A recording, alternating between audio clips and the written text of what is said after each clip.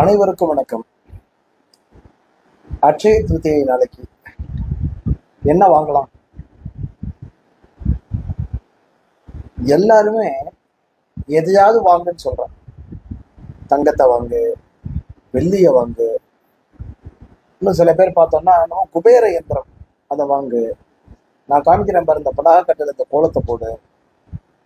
அப்புறம் ஒருத்தர் சொல்றாரு குப்பமேனி வேர் இருக்கு இல்லையா, அதை கொண்டு வந்து. ஒருத்தர் விளக்கெண்ணெயை வாங்குங்கிறாரு.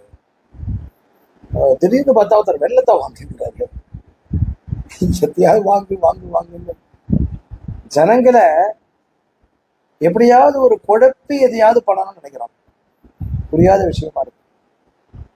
யாருமே பேசக்கூடிய யாருமே இந்த ஜோதிடர்கள் எல்லாமே இருக்காங்க இல்லையா, யாருமே குடு, எல்லோருக்கும் எதையாவது கொடு சொல்லவே இல்லையே.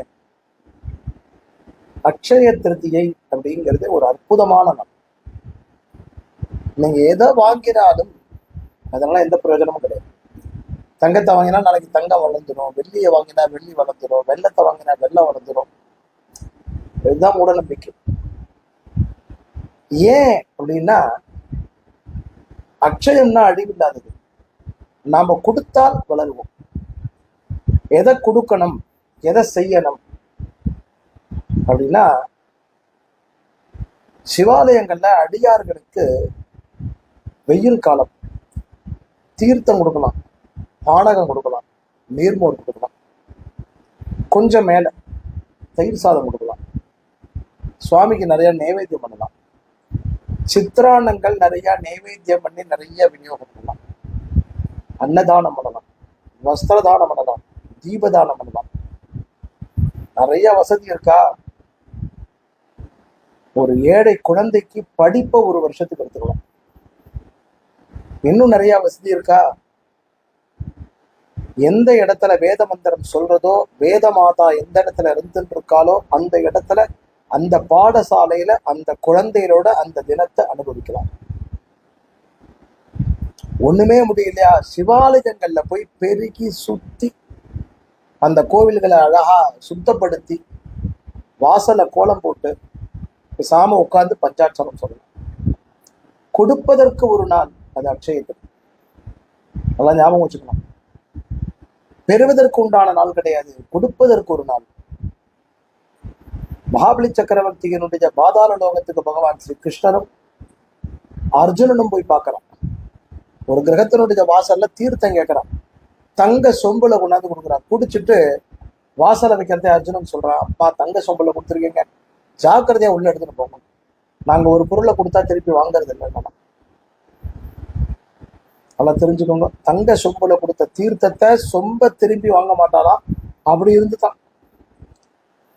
அப்படி ஒரு நாள் கொடுப்பதற்கான ஒரு நாள் அட்சய திருத்தி. பரசுராமனுடைய அவதார தினம், கங்கை பூமிக்கு வந்த தினம் அப்படின்னு இதற்கு ஒரு பட்டியல் நிறைய இடம். அட்சய பாத்திரம் வழங்கிய தினம், குஜேலருக்கு பகவான் அனுகிரகம் பண்ண தினம், இப்படி ஒரு பெரிய பட்டியல் இருக்கு. மகாவிஷ்ணுவே மகாலட்சுமிகிட்ட சொல்ற, இந்த தினத்துல யார் யார் எப்படி பயன்படுத்திக்கிறார். தனக்கு என்று நீங்கள் வாங்கி வைத்துக் கொண்டால் குறுகிய மனப்பான்மையோடு எவற்றையும் அனுபவிக்க முடியாது. எல்லோருக்கும் சேர்த்து என்று சொன்னால்தான் அது அனுபவிக்க முடியும். அப்பேற்பட்ட ஒரு தினம். ஒரு சின்ன நமக்குள்ளேயே வட்ட வடிவத்தை போட்டு உங்களை ஏமாக்காதீங்க. அல்பத்தனமான விஷயங்கள்ல நம்ம ஈடுபடுறது, ஆண்டவருடைய சேவையில ஈடுபடும் போது ஏற்படக்கூடிய ஒரு ஆனந்தம் இருக்கிறது. அது ஒரு பேரானந்தம், அது ஒரு சுகானந்தம். அதை அனுபவிச்சு பாருங்க தெரியும். அது அட்சய திருவிகளை எல்லாருக்கும் உண்டாகட்டும். நிறைய பதிவுகளை பார்க்கறதே மன சங்கடமா இருக்கு. ஜோசியமே தெரியாதவன் ஜோசியம் பார்க்க ஆரம்பிச்சிருக்கான். கல்ல வியாபாரம் பண்றான். புதுசா பெயர்ல ஜோசியம் என்னங்கிறது புரிய மாட்டேங்கிறது. ஜோதிடம் வியாபார பொருள் அல்ல, ஒரு ரகசியமா இருக்க வேண்டிய ஒரு விஷயம். எல்லாம் வெளிப்படையா சொல்ல முடியாது. அப்படி இருந்தா தான் அதுக்கு ஒரு ஆற்றல். அட்சய திருதியிலே அளப்பரிய தானங்கள் செய்து பகவானுடைய சரணத்திலே பத்திர புஷ்பத்தை சாற்றுவோம், பேரானந்தத்தை பெறுவோம். எல்லாரும் தீபம் ஏற்றலாம். ஒரு புண்ணிய காரியம், தீபம் ஏற்றலாம். நிறைய கோலம் போடுங்க, மாவளை குத்து ஆத்துல கட்டுங்க, உங்க ஆத்துக்கு வரவாளுக்கு நிறைய தீர்த்தம் கொடுங்க. ரொம்ப கஷ்டம் கிடையாது, புரியுதா? இந்த மாதிரி பண்ணுங்க, ரொம்ப நல்லா இருக்கும். சௌபாகியம் உண்டாகும். வேற கஷ்டம்லாம் பட வேண்டாம். பெரிய தங்கத்தை வாங்கினா